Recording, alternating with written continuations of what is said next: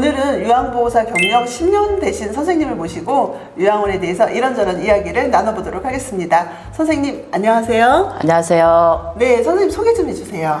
저는 요양보호사 10년 차고요. 이름은 이용림입니다. 네, 요양보호사는 처음 어떻게 하게 되셨는지 궁금해요. 네, 저는 시골에 살면서 젖소도 키우고 농사도 지었습니다. 근데 농사도 짓고 하면서 젖소를 그만두고 나면 뭘 할까 그렇게 생각을 하다가 요양보호사 교육이 있다는 걸 알고 교육을 받기 시작했는데 받아보니 너무 재밌었어요. 처음에는 너무 재밌어서 교육을 다 받고 1년 만에 젖소를 그만두고 다시 요양보호사 일을 시작하게 됐습니다. 그럼 젖소 키우는 것보다 요양보호사 일이 돈이 더 됐나요? 아니요. 그러면 좀 더... 네, 돈은 더 안 됐는데 시간적인 여유가 더 많았어요. 아, 그래서 이 일이 예. 적성이 좀 맞다고 생각하신 거예요? 네, 저는 정말 맞았어요. 아, 그렇군요. 요양보호사 일 하면은 선생님들마다 다 뭐 굉장히 힘든 일이다 그래서 자격증은 따고 네. 일을 안 하시는 분들도 계신데 많죠. 근데 어떻게 네. 힘들지 않으세요? 처음에는 농사일보다는 훨씬 좋았어요. 그 여름에는 에어컨도 나오고 그 생활실이라는 게 겨울에는 따뜻하고 그리고 어르신들을 모시면서 내가 도와주는 것보다는 내가 더 도움을 받았었어요. 그 마음적으로 엄청 이안을 받았다고는 할까요? 그런 게 좀 있었고요. 그래서 그렇게 힘들다는 것은 못 느끼고 시작을 했어요. 그런데 다른 선생님들은 좀 힘들다고 생각하시는 분들도 많은데 네. 주로 어떤 일들을 힘들어 하시나요? 안 하던 일이잖아요.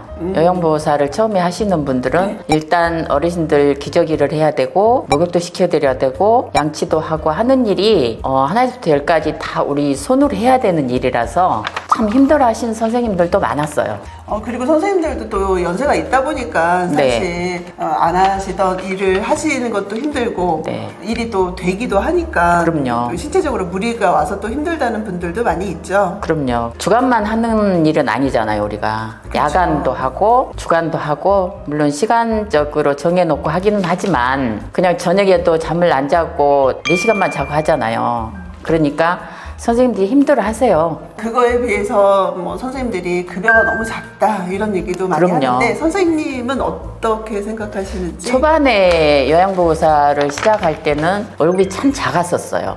정말 이걸 받고 하나? 100 얼마 정도밖에 안 됐었어요. 근데 이제 10년이라는 시간이 흐르고 보니까 조금 그래도 최저 시급이라도 우리가 받고 있는 거고 하는 일에 비해서는 많다고는 생각질 않습니다. 사실은 얼마 선이라고는 말씀을 못 드리지만 우리가 해내는 일에 비해서는 그렇게 많다는 생각은 안 하고 있습니다. 그럼 네. 이번에는 이제 우리 보호자분들이 궁금해 하시는 네. 우리 엄마가 요양원에 입소하시면 첫날은 어떻게 보내는지 네. 요거 잠깐 얘기 좀 해주세요.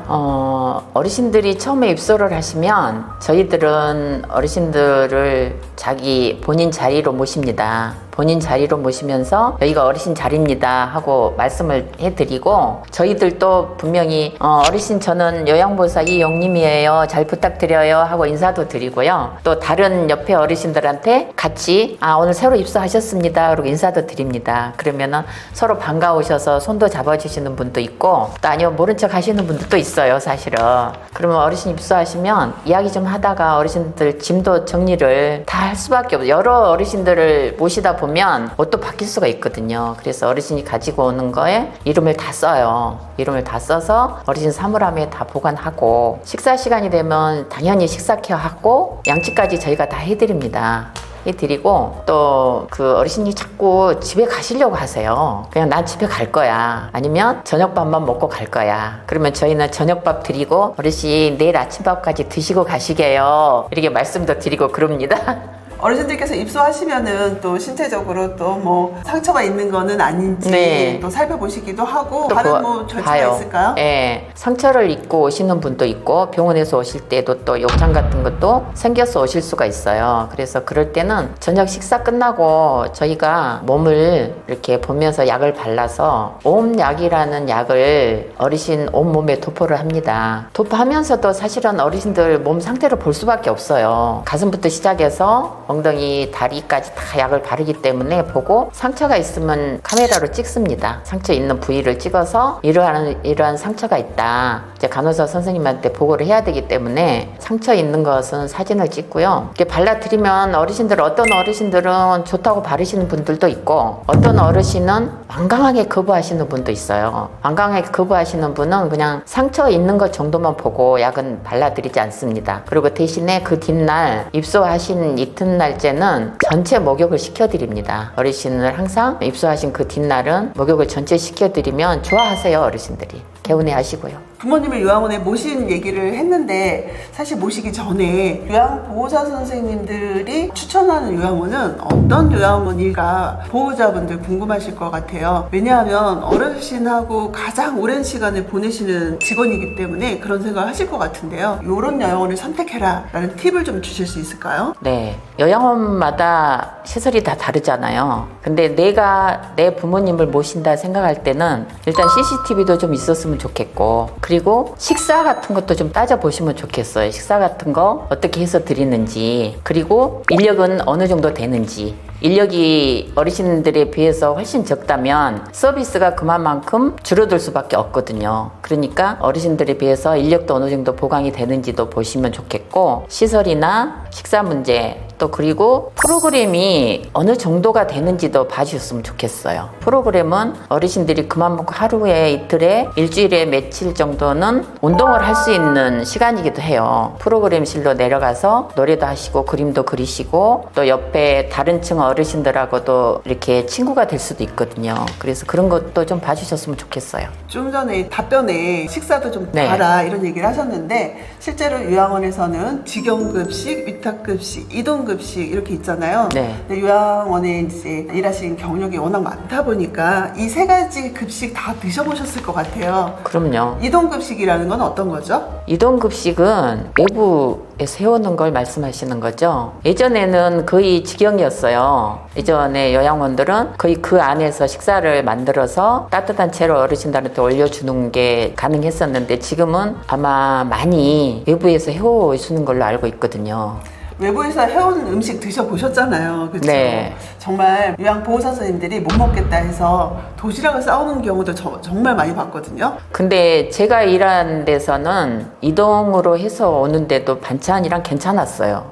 그래서 그랬군요. 어르신들 드시는 거 우리 요양보호사들도 급식비를 내고 식사들을 다 같이 했습니다. 그래서 밥이랑 국 다 해서 삼시세끼 올라오는데 괜찮았어요. 이동도 먹어보고 그 안에서 조리를 해서 음식 제공할 때도 먹어봤죠. 10년이라는 세월을 했으니까. 그랬는데 거기에서 직접 조리를 해서 해주는 게 훨씬 좋아요. 훨씬 좋고 또 어떤 때 어르신이 내가 오늘은 뭐가 먹고 싶어. 그랬을 때 조리실에 이야기를 하면 그렇게 해주실 때도 있거든요. 이동으로 해서 올 때는 그런 요구사항은 받아들여지질 않아요. 그냥 거기에 프로그램대로 해서 오기는 오는데 어르신들한테 그렇게 못 드실 정도의 음식은 아니었어요. 그런데 선생님도 좀 얘기를 듣기는 하지 않아요? 많아요. 너무 맛이 없다. 네, 이런 맛이 얘기를. 없다 하신 분들이 50%는 되세요. 근데 다 맞출 수는 없으니까. 네, 이번에는 그 며칠 전에 네. 어르신이 요양원에서 다른 어르신한테 폭행을 당해서 사망한 사건이 있었어요. 혹시 뉴스도 보셨어요? 네. 이렇게 요양원에서는 뭐 요양보호사에 의한 학대 또 어르신끼리의 이런 폭력 문제가 있는데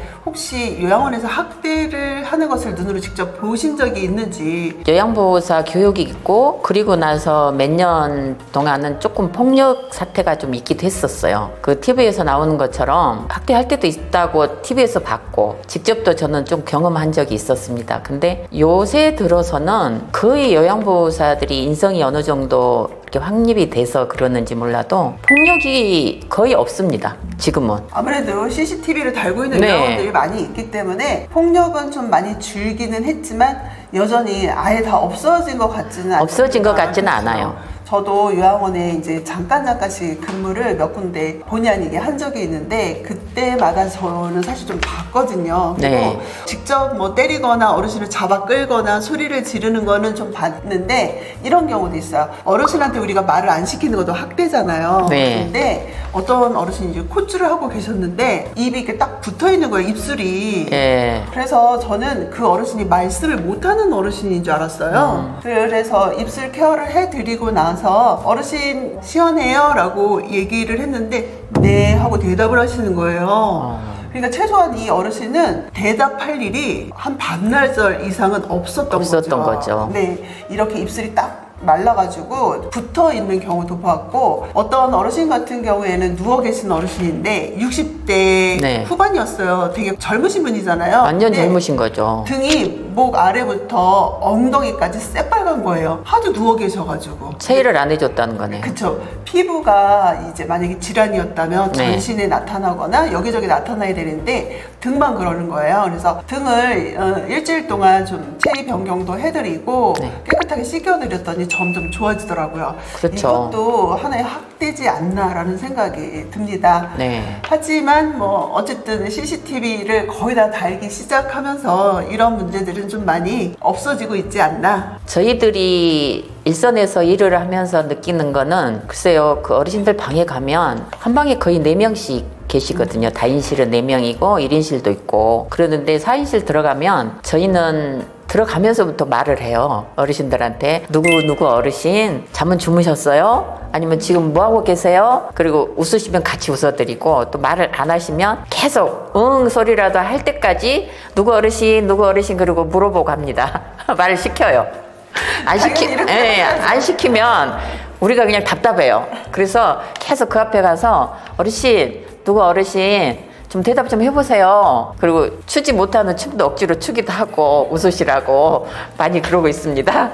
네, 이번에는 만약에 선생님 부모님이 계신가요? 네. 그럼 나중에 부모님을 요양원에 모실 생각이 저는 모십니다. 저도 부모님을 요양원에 모십니다. 사실 집에서 부모님을 모신다는 게 쉽지가 않아요. 힘들어요. 그리고 우리가 친정 엄마한테는 함부로 해줘요. 이렇게 똑같은 말을 해도 요양원의 어르신들한테는 예를 들어서 제가 이영님인데 이영님 어르신 이렇게 예쁘게 말을 해요. 근데 엄마한테는 엄마 그거 왜 그래? 쉽게. 그리고 이제 치매가 오신 분 같은 경우는 자기 정신이 아니시지만 내 부모한테는 함부로 하게 되더라고요. 어느 순간에 엄마가 싫어할지도 모르지만 요양원에 들어가면 내 부모님은 아니지만 그래도 엄마한테보다는 더 잘해줘요. 어르신들한테. 그래서 저는 부모님이 가실 형편이 된다 그러면 절대 스스로 안 모십니다. 그냥 요양원에 모실 거예요. 그 기저귀 말이에요. 네. 부모님께서 기저귀를 하고 계신다 그러면은 면회를 갔을 때 특별히 뭐 확인해야 될 그런 사항들이 있을까요?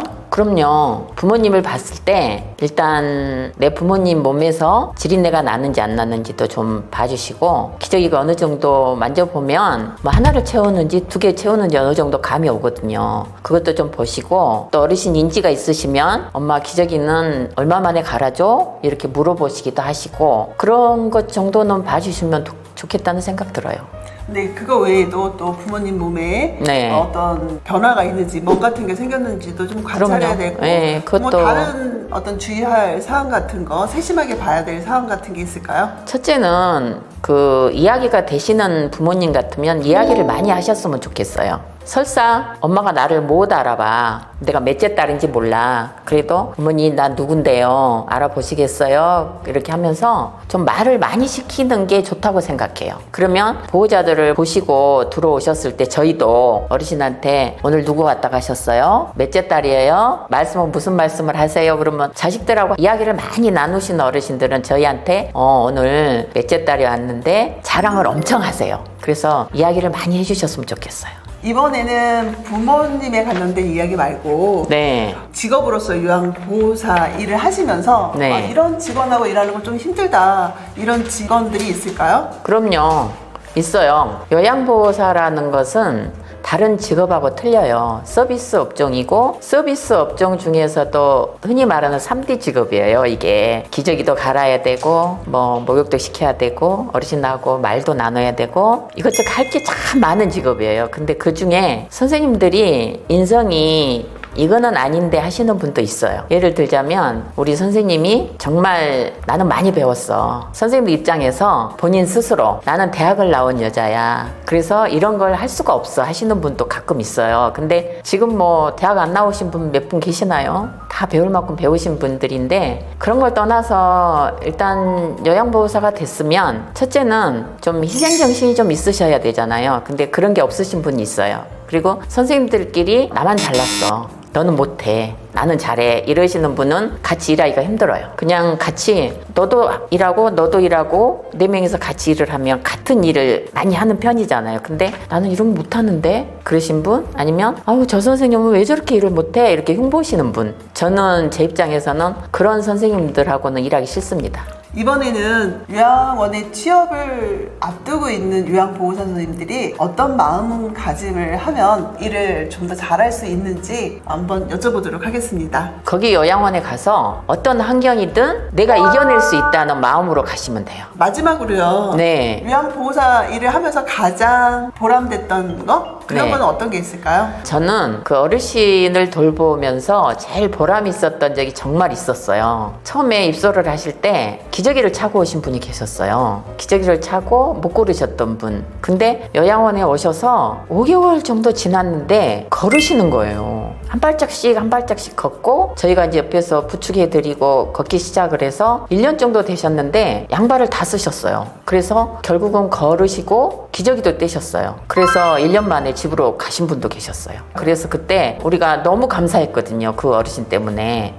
어떻게 기저귀를 차고 못 걸으셨는데 요양원 생활을 1년 정도 하셨는데 저렇게 걸어서 나가실 수 있지? 그렇게 너무 감동을 했고 보호자님들께서도 아주 저희들한테 너무 고맙다고 그렇게 감사 인사 하시는 거 보고 보람을 느꼈습니다. 네, 얼마나 알뜰살뜰 잘 네. 돌봐주셨으면 그렇게 안 좋았던 어르신이 걸어서 집으로 가시게 됐는지 상상이 잘 되집니다. 네, 진짜 그랬었어요. 네, 지금까지 이용임 선생님하고 요양원에 대해서 이런저런 이야기를 나눠보았는데요. 여러분들 궁금한 점이 많이 해소되셨을 거라고 생각이 듭니다. 다음 시간에 또 궁금한 점은 선생님 다시 모셔서 이야기 나눠보도록 하겠습니다. 선생님 말씀 너무 감사합니다. 저도 감사합니다. 시청해주신 여러분 감사합니다.